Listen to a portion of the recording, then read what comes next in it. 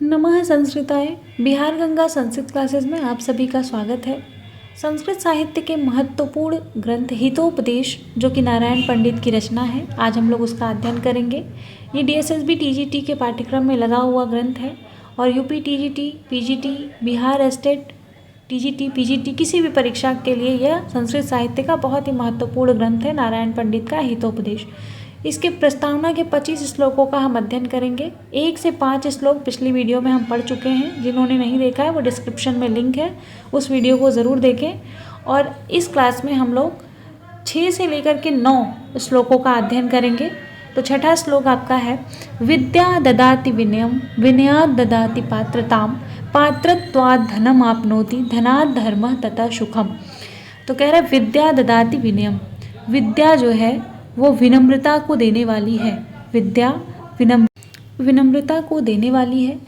विनयाद ददाति पात्रताम, और विनम्रता से पात्रता, यानी विनम्रता जो है वो पात्रता को देने वाली। पात्रता का अर्थ यहाँ पे योग्यता है, यानी विद्या से हम विनम्रता को प्राप्त करते हैं और विनम्रता से योग्यता को प्राप्त करते हैं। कह रहे पात्रत्वाद धर्म आपनोति, और योग्यता से धर्म आपनोति, धन को प्राप्त करते हैं। जिस व्यक्ति के पास योग्यता है, पात्रता है, वह धन को प्राप्त करता है। धनाद धर्म, और धन से ही हम धर्म को प्राप्त करते हैं। कह रहे हैं कि जिसके पास धन है वही धर्म को प्राप्त करता है। तथा सुखम, और धर्म ही सुख है। तो इसका पूरा अर्थ देखेंगे कि विद्या मनुष्य को विनम्रता प्रदान करती है। मनुष्य विनम्रता से ही सत्पात्र यानी योग्य बनता है।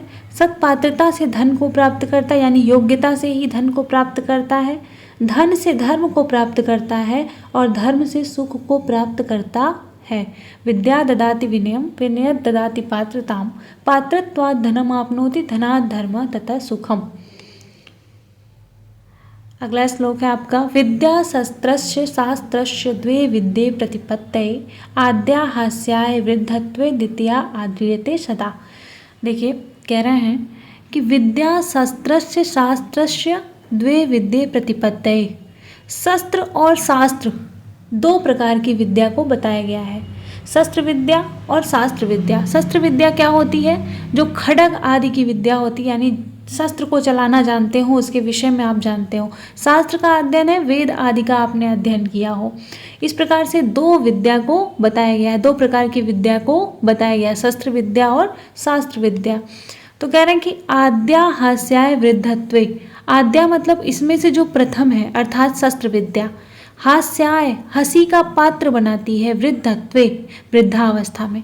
कह रहे हैं कि जो शस्त्र विद्या है वह हंसी का पात्र, यानी कि युवावस्था में अगर आपको शस्त्र का अच्छा ज्ञान है, यानी शस्त्र आप चला लेते हैं, पर वृद्धावस्था में भी आप उसी प्रकार से शस्त्र को चला पाएँ ऐसा ज़रूरी नहीं है, क्योंकि उस समय आपकी इंद्रियां, ज्ञानेंद्रियां व युवावस्था के समान साथ नहीं देती हैं।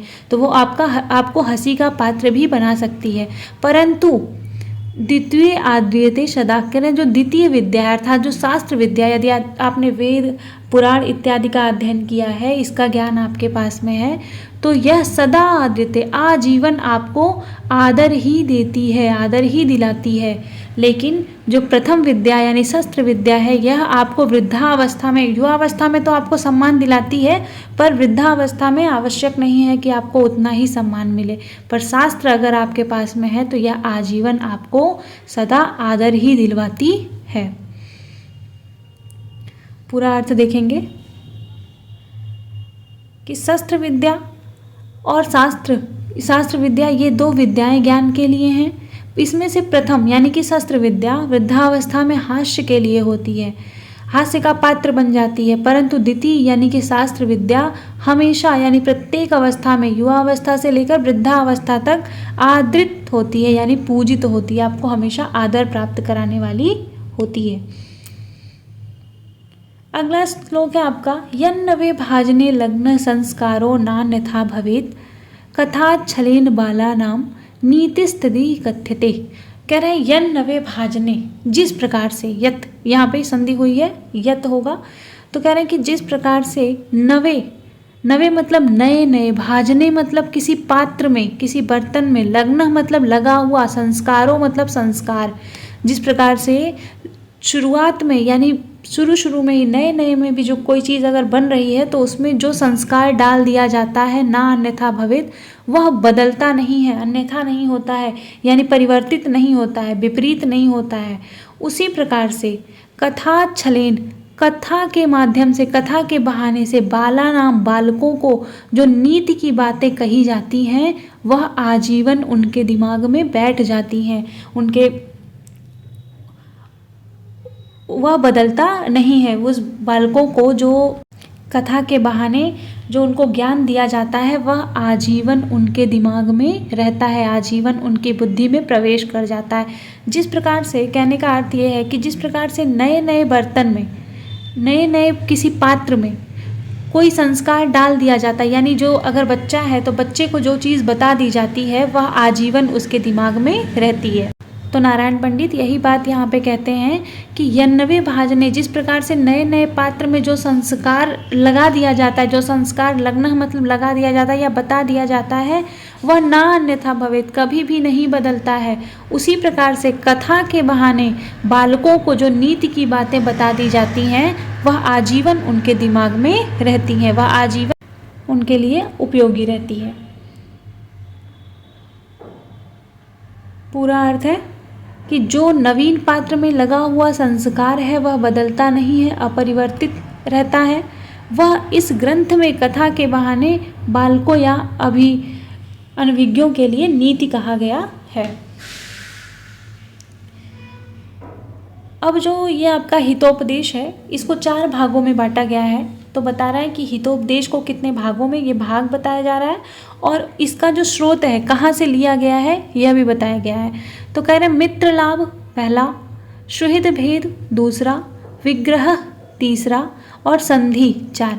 यानी कि प्रश्न उठता है कि हितोपदेश को कितने भागों में बांटा गया है। तो हितोपदेश को 4 भागों में बांटा गया है। पहला है मित्र लाभ, दूसरा है सुहृद भेद, तीसरा है विग्रह, चौथा है संधि। तो मित्र लाभ, सुहृद भेद और विग्रह और संधि, इन 4 भागों में हितोपदेश को बांटा गया है। तो अगली लाइन में कह रहे हैं कि पंचतंत्र और अन्यादस्माद ग्रंथा और महाभारत इत्यादि ग्रंथों से आकृष्य लिखते, ग्रहण करके, आकृष्य का अर्थ ग्रहण करके, लिखते मतलब लिखा गया है। क्या? हितोपदेश। हितोपदेश जो है वो पंचतंत्र, यानी इसके स्रोत बता रहे हैं कि हितोपदेश का स्रोत क्या है। बहुत महत्वपूर्ण क्वेश्चन है, हितोपदेश का स्रोत क्या है। तो पंचतंत्र और अश्माद ग्रंथ, यानी रामायण से नहीं, महाभारत से, पंचतंत्र और महाभारत इत्यादि ग्रंथ इसके स्रोत हैं। 2 मुख्य ग्रंथ हैं, पंचतंत्र और महाभारत। इन ग्रंथों से आकृष्य मतलब ग्रहण करके, लिखते मतलब लिखा गया है। क्या?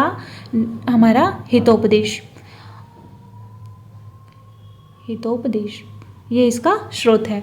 और हितोपदेश को कितने भागों में बांटकर इसका अध्ययन किया गया है? तो 4 भागों में।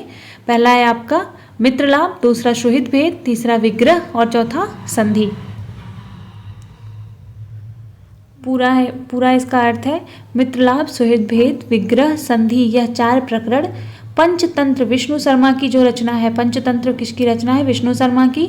और हितोपदेश किसकी रचना है? नारायण पंडित की। पूछ लिया जाता है। तथा महाभारत आदि अन्य ग्रंथ से लेकर के लिखा गया है। इसमें वैदर्भी रीति है, प्रसाद गुण है और अनुष्टुप छंद है। अनुष्टुप छंद है। आगे से जो है कि हम लोग इसके आगे जो श्लोक है उनका अध्ययन करेंगे। 25 श्लोक प्रस्तावना में, जो कि DSSB के पाठ्यक्रम में लगा हुआ भी है, उसका हम अध्ययन करेंगे। बहुत बहुत धन्यवाद।